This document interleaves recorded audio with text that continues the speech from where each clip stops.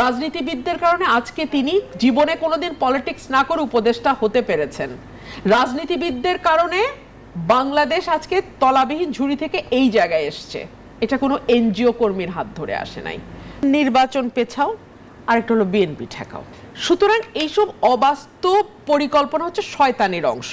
তারা যদি অন্যায় না করে থাকে তাহলে তো তাদের নেতাদের বুক ফুলায় এসে টকশো করার কথা। বিদেশ থেকে পিছনে সাদা দিয়ে পর্দা দিয়ে কোথায় আছে এটাও বোঝা যায় না, এভাবে টকশো করে কেন? যে অনলাইন কতগুলো চ্যানেলে 400-র মধ্যে 300 আসন পাবে বলছে। মানে কত বড় কৌতুক যে 400 আসন কিন্তু এখনো হয় নাই। যেমন আওয়ামী লীগের সময় ওবায়দুল কাদের যখন কথা বলতেন আমরা সকলেই কিন্তু শুনতাম। কারণ কি? মনে কষ্ট, মনে ব্যথা, মামলায় হাজিরা দিতে হয়, দুদিন পর পর জেলে নিয়ে যায়, গুম হয়ে যায় আমাদের নেতাকর্মীরা। এর মধ্যে ওবায়দুল কাদেরের কথা শুনলে আমরা একটু হাসতাম, মন ভালো হইতো। সো ওনার জায়গায় উনি এখন দেশ থেকে পালায়ে গেছে, ওনার জায়গায় এখন নতুন নতুন ওবায়দুল কাদের তৈরি হবে, মানে হাসির খোরাক জোগানোর অর্থে। জামাত খেলে ভালো গোল করতে পারে না। নুরুল হক নূর তিনি বলছেন যে এভাবে চলতে থাকলেও কিয়ামত পর্যন্ত আসলে ঐক্যমত্য হবে না, কিয়ামত পর্যন্ত চলতে থাকলেও। আর আমি আজিজ ভাই যেটি বলছিলেন যে একরকম চাপাচাপি করে আসলে যদি ঐক্যমত্য হয় সেটি আসলে টিকবে না, ফলাফল আসবে না। চাপাচাপি দেখছেন আপনার মনে হয়, মানে একরকম জোর করে চাপিয়ে দেওয়া হচ্ছে বলে মনে হয়? আমি যদি একেবারে সাদা মাটা ভাষায় বলি, আমি দুটো জিনিস দেখছি। একটা হচ্ছে নির্বাচন পেছাও, আরেকটা হলো বিএনপি ঠেকাও। নির্বাচন পেছাও এবং বিএনপি ঠেকাওয়ের জন্য যেই পদক্ষেপগুলো নেওয়া হয়েছে তার একটা হলো 2 বারের বেশি প্রধানমন্ত্রী হতে পারবে না। তারাও খুব ভালো করে জানে যে তাদের এই যে আর্গুমেন্ট যে 10 বছরে যে স্বৈরাচারী হবে না, সে 11তম বছরে গিয়ে স্বৈরাচারী হয়ে যাবে, এই আর্গুমেন্ট আসলে ধোপে টেকার আর্গুমেন্ট না। তারাও এটা খুব ভালো করে জানে ওয়েস্টমিনিস্টার ডেমোক্রেসিতে যেই দল সংখ্যাগরিষ্ঠতা পায় সেই দল তার প্রধানমন্ত্রী নির্বাচন করে, সেটা অন্য মানুষ এসে ডিকটেট করে দিতে পারে না। তারাও খুব ভালো করে জানে এনসিসি বলে যেই প্রতিষ্ঠানটির কথা আপনি বলছিলেন, যেই ব্যাপারে বিএনপি শক্তভাবে অপোজ করেছে, এনসিসির গঠনটাকে আপনি একটু চিন্তা করেন। এখানে প্রধানমন্ত্রী থাকবে, লিডার অফ দি অপোজিশন থাকবে, স্পিকার থাকবে, ডেপুটি স্পিকার থাকবে, চিফ জাস্টিস থাকবে, 3 বাহিনীর প্রধান থাকবে। আপনি আমাকে বলেন এই যে একটি প্রতিষ্ঠান, যদি আমি এটাকে বলি এনসিসি, তাদের জবাবদিহিতা কার কাছে থাকবে? তারা কার কাছে অ্যাকাউন্টেবল হবে? এক, তারা যদি কোনো ভুল করে, দোষ করে, ত্রুটি করে, কোথায় যাবে? কারণ চিফ জাস্টিসও এটার পার্ট, জুডিশিয়ারির কাছে তারা যেতে পারবে না, চিফ জাস্টিস তো এটার পার্ট। আর্মি হবে না, কারণ আর্মিও এটার পার্ট। নির্বাহী বিভাগ তো প্রধানমন্ত্রী আছেই। সুতরাং এইসব অবাস্তব পরিকল্পনা হচ্ছে শয়তানির অংশ।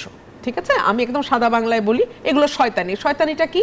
শয়তানি হচ্ছে নির্বাচন পেছাও। আপনি দেখেন এই গত অল্প কয়েকদিনে প্রায় শখানেক রাজনৈতিক দল নাকি নিবন্ধনের জন্য দৌড়াদৌড়ি শুরু করেছে। নিবন্ধনের ব্যাপারে আইনটাও শিথিল করা হয়েছে। ঠিক আছে, সেই ব্যাপারে আমার কোনো মতামত নাই। কেউ যদি রাজনীতি করতে চায় তার শতভাগ অধিকার আছে বাংলাদেশে রাজনীতি করার, কেউ যদি দল করতে চায় তার 1000 বার অধিকার আছে বাংলাদেশে দল করার। সুতরাং নির্বাচনে আইন মানে কি বলে, দল নিবন্ধনের আইন যদি কিছুটা শিথিলও করা হয়, দ্যাটস ওকে, দ্যাটস ফাইন। কিন্তু নির্বাচনকে সামনে রেখে এই দল গঠনগুলো কি আপনার কাছে কিছুটা ফিশি মনে হচ্ছে না? কিছুটা মানে কিছুটা ধোঁয়াশা মনে হচ্ছে না? কেন বলছি, শেখ হাসিনার আমলেও তৃণমূল বিএনপি কি আসল বিএনপি ইত্যাদি ইত্যাদি, তাই না? ইত্যাদি ইত্যাদি কিছু ভুইফোড়, হ্যাঁ ভুইফোড় সংগঠন কেন দেখতাম কারণ যেহেতু তারা একটা ফার্সিক্যাল নির্বাচনের আয়োজন করতে যাচ্ছে, এই ছোট ছোট ছোট ছোট দলগুলোকে তারা বিদেশে পোর্ট্রে করতে পারতো। এই যে এতগুলো দল অংশ নিয়েছে, তারা বলতে পারতো এই যে এতগুলো দল মিলে একটা বিরোধী দলীয় জোট হয়েছে। যদিও একটা মানে আসনও তারা পাবে এরকম ভাবার কোনো কারণ নাই, কিন্তু তৈরি হয়েছে এরকম। ইউনূস সরকারের সময়ও দেখলাম এই ছোট ছোট ছোট ছোট অনেকগুলো দল এখন নিবন্ধনের জন্য নির্বাচন কমিশনে যাচ্ছে। এগুলো হচ্ছে কি, গত 15 বছরে বাংলাদেশের রাজনীতিটাকে তো একেবারে ধ্বংস করা হয়েছে। আওয়ামী লীগের কাছে রাজনীতি মানে ছিল ক্ষমতায় থাকা। এটা থাকতে গিয়ে তারা কিন্তু নিজের দলের রাজনীতিও ধ্বংস করেছে। আওয়ামী লীগের কিন্তু কোনো রাজনীতি নাই। না হলে আপনি আমাকে বলেন আজকে 10 মাস তারা মাফও চায় নাই, অনুশোচনাও প্রকাশ করে নাই, সরিও বলে নাই, রিমোর্সও নাই, কিন্তু তাদের একটা সমর্থক প্রফেসরও আপনি এখন খুঁজে পাবেন না টকশোতে আনার জন্য। তারা যদি অন্যায় না করে থাকে তাহলে তো তাদের নেতাদের বুক ফুলায় এসে টকশো করার কথা। বিদেশ থেকে পিছনে সাদা দিয়ে পর্দা দিয়ে কোথায় আছে এটাও বোঝা যায় না, এভাবে টকশো করে কেন? যে অনলাইন কতগুলো চ্যানেলে তারা যুক্ত হয়, জুমে যুক্ত হয় কেন? মানে অনলাইন চ্যানেল, আবার ওগুলোর যারা অ্যাঙ্কার তারাও কিন্তু বিদেশে থাকে, তারাও কেউ বাংলাদেশে থাকে না। That is very interesting. বিদেশি অ্যাঙ্কার, বিদেশি অতিথি। আওয়ামী লীগের এতই দুর্দশা বিকজ তারা বাংলাদেশ থেকে রাজনীতিটাকে পুরোপুরি ধ্বংস করেছে। এইটারই ফল হচ্ছে এখন এই শয়তানিগুলা, যে কোনো মূল্যে বিএনপিকে ঢাকা, কারণ জানে যে ন্যূনতম ফেয়ার নির্বাচন হইলে বিএনপি ক্ষমতায় আসবেই, এই আশাটা কেউ ঠেকাইতে পারবে না। এরপরে বিএনপি যদি সুশাসন ডেলিভার করতে পারে, বিএনপি মেয়াদের পর মেয়াদ ক্ষমতায় থাকতে পারবে। কিন্তু ধরেন এখন যে অবস্থা, বিএনপি কি একটু নমনীয় বলে মনে হয়? কোনো কারণে বিএনপিকে একটু ভয় পাচ্ছে? বিএনপি এক ফোঁটা ভয় পাচ্ছে না। বিএনপি অত্যন্ত অ্যাকোমোডেটিভ এবং গণতান্ত্রিক দল। তারা মনে করে যে সবচেয়ে ছোট যেই রাজনৈতিক দলটি আছে, যার হয়তো কর্মীও যে নেতাও সে একজন, ওয়ান ম্যান পার্টি, তারাও যদি কোনো ন্যায্য কথা বলে তাদের সেই কথা বিএনপি শুনবে। বিএনপির হাত দিয়ে বাংলাদেশের বহু দলীয় গণতন্ত্র এসছে, সংবাদপত্র স্বাধীনতা, অর্থাৎ বিএনপি মত প্রকাশের স্বাধীনতায় বিশ্বাস করে এবং বিএনপি একটা গণতান্ত্রিক দল, আচরণে গণতান্ত্রিক। এরা শুধু মুখে গণতান্ত্রিক না, এরা আচরণে গণতান্ত্রিক। সো একেবারে ছোট যেই দলটা, তারাও যে কথা বলে সেটাও বিএনপি যদি ন্যায্য হয়ে থাকে শোনে। এটাকে যদি আপনি বলেন যে ভয় পাচ্ছে, আমি সেটাকে বিনীতভাবে বলবো না। বিএনপি ইনক্লুসিভ পলিটিক্সে বিশ্বাস করে, বিএনপি অন্তর্ভুক্তিমূলক রাজনীতিতে বিশ্বাস করে। এই যে দেখুন শয়তানি বলছিলাম, আনুপাতিক এটা হচ্ছে আরেকটা শয়তানি। কেন আমি এটাকে শয়তানি বলছি, আপনি দেখান তো ব্রিটেনে, ইভেন আমেরিকাতে ফার্স্ট পাস দ্য পোস্ট, যে একটা ভোটও বেশি পাবে, সুইং স্টেটের সব ভোট তার ঝুড়িতে গিয়ে জমা হবে। সেটা ব্রিটেন বলেন আর আমেরিকা বলেন। আপনি এর মধ্যে আনুপাতিক আনছেন কেন? জামাতের বিষয়টা কি হয়েছে, তারা মনে করছে যে তারা তো অনেক ফুলিয়ে ফাঁপিয়ে গত 10 মাসে নিজেদের কথাবার্তা বলেছে, মাঠে ময়দানে টেলিভিশনে টক শোতে অনেক বড় করে বলেছে। তারা যখন যত নির্বাচন ঘনিয়ে আসছে, তারা দেখছে আসন ভিত্তিক তো তাদের সেই ভোটটা নাই যেটাতে একটা আসন জিতে আসা যায়। হয়তো পপুলার ভোট বেড়েছে, এর মধ্যে তো মানে ধরেন বেশিরভাগ আসনে তো তাদের প্রার্থী চূড়ান্ত, 300 আসনই মোটামুটি চূড়ান্ত, মনে হয় 46টা বাকি আছে, 296 আসনে মেবি 46টা বাকি আছে, এখনো চূড়ান্ত হয়নি। আমি তাদের কাছ থেকে যে খবর পেলাম, তো 250টা আসনেই তাদের প্রার্থী রেডি আছে। কিন্তু তারা তো এটা জানে, জরিপ তো আর একটা হচ্ছে না বাংলাদেশে, দলগুলো জরিপ করছে, রাষ্ট্রীয় বাহিনীগুলো জরিপ করছে, জরিপ কিন্তু সমানে হচ্ছে মাঠে। আমি প্রতি সপ্তাহে আমার কনস্টিটিউয়েন্সিতে যাই এবং আমি খুব ভালো মতো জানি ফুল ফ্লেজড জরিপ চলতেছে। সো তারা জানে যে পপুলার ভোট হয়তো তাদের কিছু বাড়তে পারে, কিন্তু একটা আসন জেতার মতন ভোট তাদের নাই। সো তারা এখন আনুপাতিক চাচ্ছে। অনেক ধন্যবাদ। বিরতির অল্প করছি। তাহলে আসলে ঐক্যমত্য কমিশনের যে বৈঠক চলছে, মানে ঐক্যমত্য কত দূর আপনি দেখছেন, এবং জুলাই সনদের যে আকাঙ্ক্ষা করা হচ্ছে জুলাই মাসে, সেটিতে আসলে ধরেন এই মৌলিক যে বিষয়ের কথা বলা হচ্ছে বেশ কয়েকটা, প্রধানমন্ত্রীর মেয়াদ, প্রধানমন্ত্রীর ক্ষমতা, এনসিসি গঠন, নারী আসন সংসদে, উচ্চকক্ষ, এইসব বিষয়ে এখনও পুরোপুরি ঐক্যমত্যে পৌঁছানো যায়নি। সেজন্য 2 দিন বিরতি দিয়ে আবারও বৈঠক হবে। ঐক্যমত্যে পৌঁছানো যাবে বলে মনে হয়?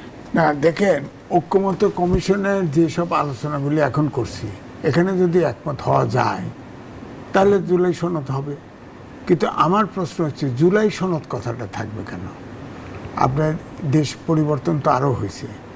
7ই নভেম্বর থেকে 3রা নভেম্বর পর্যন্ত একটা চেঞ্জ আছে না, সেটা কি আসবে না? তারপরে বাকশাল হয়েছে, সেটা আসবে না? 71 সালে মুক্তিযুদ্ধ আসবে না? 52 সালে ভাষা আন্দোলন আসবে না? এগুলো তো আমাদের ইতিহাস। ইতিহাস তো আপনার খালি 24 কেন্দ্রিক ইতিহাস না, তো এটা মাথায় রাখতে হবে। সুতরাং জুলাই ঘোষণাপত্র নামে যেটা করার চেষ্টা করা হচ্ছে, এটা যদি করতে চায়, আমি একটা উদাহরণ দিই। যেমন ধরেন যখন এনসিপি ঘোষণা দেয় এই শেরে বাংলা নগরে, তখন কিন্তু 3টে ভিডিও দেখানো হয়েছে।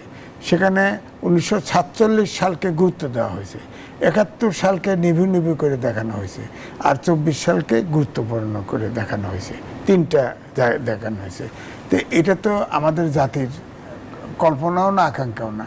71কে ছোট করে তো কোনো সনদ হইতে পারে না, তাই না?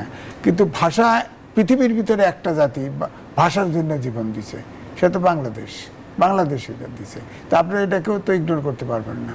তারপরে ধরেন গণতন্ত্রের জন্য, মৌলিক গণতন্ত্রের বিরুদ্ধে ফাইট করতে করতে যুদ্ধ হলো। সেখানে আপনার 3 তারিখে বাকশাল হলো, তারপর 3 তারিখ থেকে নভেম্বর পর্যন্ত হলো। এটার তো ইতিহাস, আমরা ইতিহাস চাই, সঠিক ইতিহাস আসুক। কিন্তু এটা খুব জটিল। যদি আলাদাভাবে এই স্বীকৃতিটা শুধুমাত্র 24-এর চাওয়া হয়, এটাতে একমত হওয়া অনেক কঠিন, অনেক ইস্যু আসবে। হ্যাঁ, তারপরেও অনেকে বলছেন যে জুলাই সনদের উপরই সামনের নির্বাচনের ভবিষ্যৎ নির্ধারণ হবে। না, জুলাই সনদ সেটা তো হওয়া না হওয়ার করতেছে। উপর। ওদের যে বলানো হচ্ছে বলতেছে, এটা কইলে আবার যদি থাকতো দেখতেন যে ইয়ে করে ফেলতো। বাইরে যত সময় যত বেশি বার্গেনিং করতেছে, যত এগুলি করতেছে, মানুষ কিন্তু এগুলো রিসিভ করতেছে, তত বেশি ছোট হয়ে আসতেছে।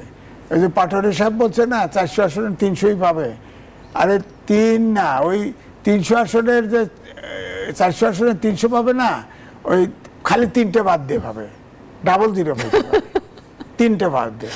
আপনার ওই এগুলো বলছে কেন?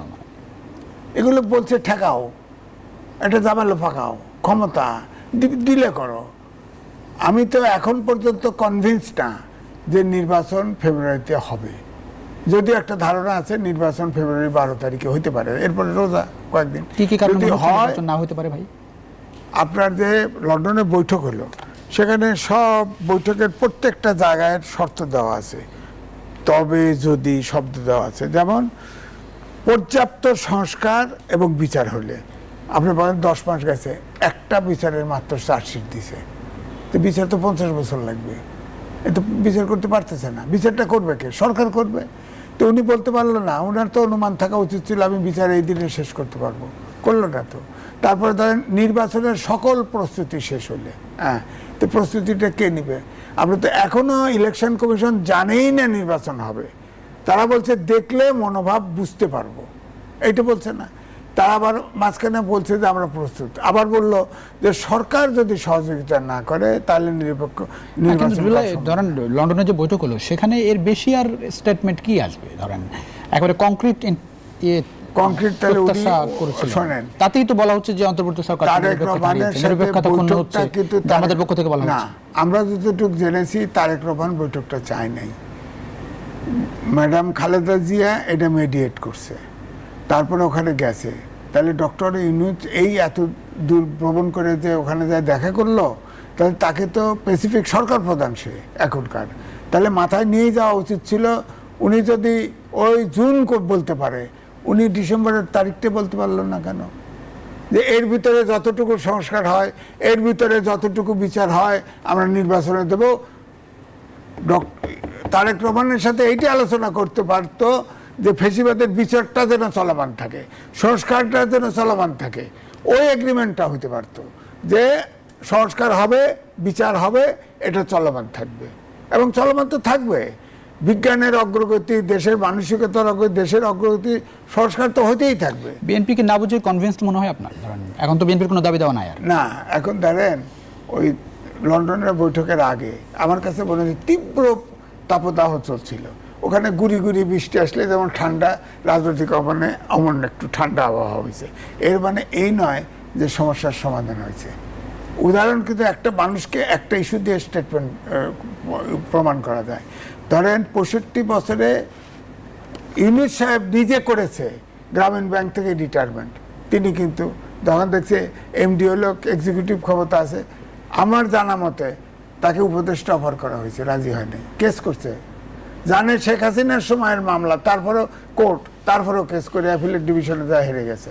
উনি সহজে ক্ষমতায় ছাড়া মানুষ না, এইবারে যদি ছাড়ে এইটা অষ্টম আশ্চর্য হবে। অনেক ধন্যবাদ ব্যারিস্টার রুমিন ফারহানা। একটু এই প্রসঙ্গটি একটু, বিএনপি কি কনভিন্সড যে ফেব্রুয়ারিতে নির্বাচন হবেই? দুটো কথা তো আমি আপনাকে আগেই বলেছি। অনেকে বলছেন যে বিএনপি এই সময়টুকু আসলে রাজনীতি করবে কি দিয়ে, আর তো কোনো ইস্যু নেই। বিএনপি ঠেকাও আর নির্বাচন পেছাও, এই একটা ষড়যন্ত্র ডেফিনেটলি আছে, এবং বিএনপির মাথায় আছে, অবশ্যই আছে। কেন মনে হলো বিএনপির মাথায় নেই? বিএনপি এত বড় একটি রাজনৈতিক দল, বিএনপির মাথায় ডেফিনেটলি আছে। এবং আমরা তো লক্ষ্য করছি সরকারের আচরণ। আমরা যদি কেউ যদি মনে করে থাকে যে লন্ডন বৈঠকের পরে আমরা আর কোনো কিছু অবজার্ভ করছি না, দ্যাট ইজ রং। আমরা ডেফিনেটলি মনিটর করছি, আমরা ডেফিনেটলি অবজার্ভ করছি। আমাদের back of our mind definitely ইনফরমেশনগুলো আছে, যে ইনফরমেশনগুলো আজিজ ভাই দিলেন, যে ইনফরমেশনগুলো পাবলিক স্ফেয়ারে আছে, সেই ইনফরমেশনগুলো আমাদের মাথায়ও আছে। এবং একই সঙ্গে আমরা ভুলে যাই নাই যে একটা ক্যাম্পেইন, জোরালো ক্যাম্পেইন শুরু হয়েছিল এক সময় বাংলাদেশে, নিকট অতীতেই, যে আমরা 5 বছরের জন্য এই সরকারকে রাখতে চাই, আগে সকল সংস্কার শেষ হতে হবে। অথচ দেখুন, মানে একটু বিনীতভাবে বলি, মূর্খতা কত অসীম হলে কেউ মনে করতে পারে যে সব সংস্কার শেষ করে ফেলা যায়। কিয়ামত পর্যন্ত তো প্রতিনিয়তই সংস্কার এবং পরিবর্তন হতেই থাকবে, সকল কিছু পরিবর্তন হতে থাকবে, সকল কিছু। সো মূর্খতা আসলে অসীমতার দিকে যাত্রা শুরু করলে কেবলমাত্র বলা যায় যে সকল সংস্কার কমপ্লিট করার পরে। আর বিচার তো আমি মানে বিচার অঙ্গনের সঙ্গে যেহেতু আজকে বহু বছর আমি সরাসরি জড়িত, বাংলাদেশে একটি মামলার শেষ হতে একেবারে যদি আমি বলি যে মিডিয়াম পেসে চলেছে 10 থেকে 12 বছরের মতো সময় লাগে। যদি আর এটার মধ্যে যদি ডিলে করার ইন্টেনশন থাকে তাহলে আজীবন আপনি একটা মামলা চালাতে পারবেন, কোনো অসুবিধা নাই।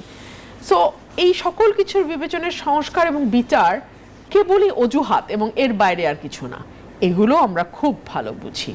তবে ডেফিনেটলি সময় যত গড়াতে থাকবে আমরা তো দেশের মানুষও পরিষ্কার বুঝতে পারবে যে সত্যিই বাংলাদেশ নির্বাচনমুখী হয়েছে কিনা। এখন যেটি হচ্ছে যে এনসিপি যে দল এর মধ্যে নিবন্ধনের জন্য আবেদন করেছে এবং তারা আশা করছে যে শাপলা প্রতীক পাবে, সেই দাবি তারা করেছে এবং তাদের একজন নেতা বলছেন যে এনসিপি 400 আসনের মধ্যে 300 আসন পাবে, সরকার গঠন করবে। এই দলের ভবিষ্যৎ কি দেখছেন? এবং বিএনপি নিয়ে একটু স্টেটমেন্ট মানে বক্তব্য এসেছে যে বিএনপির এখন যে অবস্থা, বিএনপি নির্বাচন হলে 50 থেকে 100 বেশি আসন পাবে না, বিএনপি লিডারশিপ টোটাল ফেলিওর। হ্যাঁ, নাসিরউদ্দিন পাটোয়ারি জি জি, দেখুন রাজনীতি তো খুব কাঠখোট্টা একটা ব্যাপার, তাই না, এবং কঠিন ব্যাপার। অনেক বাংলাদেশের রাজনীতি করা মানে জীবন হাতে রেখে রাজনীতি করা একরকম, সেরকম একটা কঠিন কঠোর মানে জায়গাতে কিছু কৌতুক যদি মাঝে মধ্যে না থাকে তাহলে দুর্বিষহ। যেমন আওয়ামী লীগের সময় ওবায়দুল কাদের যখন কথা বলতেন আমরা সকলেই কিন্তু শুনতাম, কারণ কি মনে কষ্ট, মনে ব্যথা, মামলায় হাজিরা দিতে হয়, 2 দিন পর পর জেলে নিয়ে যায়, গুম হয়ে যায় আমাদের নেতাকর্মীরা, এর মধ্যে ওবায়দুল কাদেরের কথা শুনলে আমরা একটু হাসতাম, মন ভালো হইতো। সো ওনার জায়গায় উনি এখন দেশ থেকে পালায়ে গেছে, ওনার জায়গায় এখন নতুন নতুন ওবায়দুল কাদের তৈরি হবে, মানে হাসির খোরাক জোগানোর অর্থে, সেটা অবাক হওয়ার মতো। বাস্তবতা বিবর্জিত কথাবার্তা। শোনেন, বাস্তবতা বিবর্জিত তো বটেই, ফেসবুকে এটা নিয়ে নানান রকম আলোচনা ট্রোল হচ্ছে, আমি সেই দিকে যাব না কালে। তবে আরেকটা কথা বলি, একেবারে পাগলের প্রলাপ বললে বোধহয় ভুল হবে। কেন? এই যে এই বিষয়টা নিয়ে আমরা আজকে আলোচনা করছি, তারা তো আলোচনা থাকতে পারছে না, হলে তো এনসিপি নিয়েও আলোচনার কিছু নাই।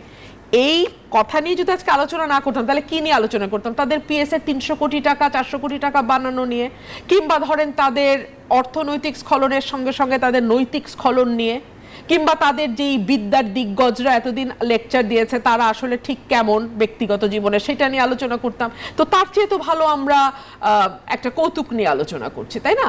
এবং কৌতুক মানে কৌতুক থেকেই হোক, তারা দলটি তো আলোচনায় আছে। 400-র মধ্যে 300 আসন পাবে বলছে, মানে কত বড় কৌতুক যে 400 আসন কিন্তু এখনো হয় নাই, এখন কিন্তু 300ই আছে।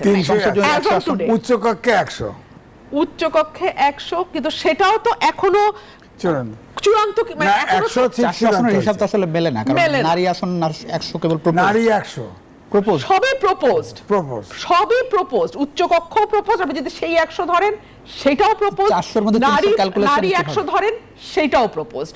সো আর 400 আসন, এগুলো হচ্ছে ওই যে নানান রকম বলা যায় না সব কথা মিডিয়া,